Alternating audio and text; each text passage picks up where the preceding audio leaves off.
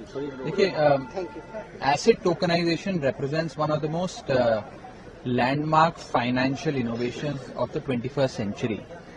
और इसी संदर्भ में आज मैंने राज्यसभा में बात रखी कि भारत में टोकनाइजेशन लेजिस्लेशन, एक bespoke लेजिस्लेशन की आवश्यकता है और एक रेगुलेटरी सैंडबॉक्स बनाने की आवश्यकता है।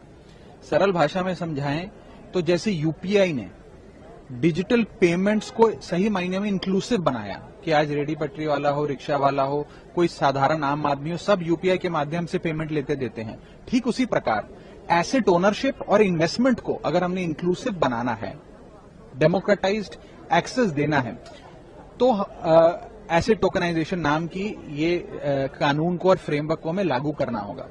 आज एक साधारण आम आदमी यदि पैसा निवेश करना चाहता है तो उसके पास सिर्फ savings bank account, fix deposit या म्यूचुअल फंड का ही ऑप्शन रहता है।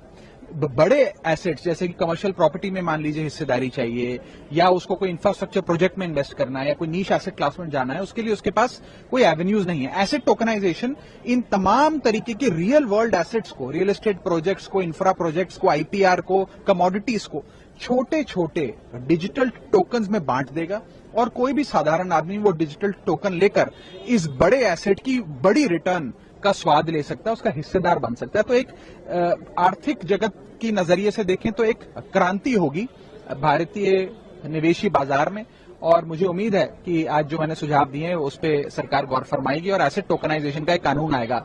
आप अगर आज सोना खरीदने दुकान में जाते हैं तो 10 ग्राम सोना भारत में 1,35,000 रुपए के लगभग मिलता है। अगर आप जाकर दुकानदार से कहें मुझे 500 रुपए का सोना दे दो, तो 500 रुपए का सोना नहीं देगा दुकानदार। लेकिन हाँ, क्योंकि गोल्ड ईटीएफ बाजार में मौजूद है तो आप 500, 1000, 1500 रुपए का सोना खरीद सकते हैं। ठीक उसी प्रकार अगर रियल वर्ल्ड एसेट्स को हम डिजिटल टोकन्स में बांट देंगे तो सही मायने में डेमोक्रेटाइज्ड एक्सेस मिलेगा और सब लोग उस बड़े एसेट्स के हकदार बनकर, उसके मालिक बनकर उसकी बड़ी इन्वेस्टमेंट का, बड़े रिटर्न्स का फायदा ले पाएंगे।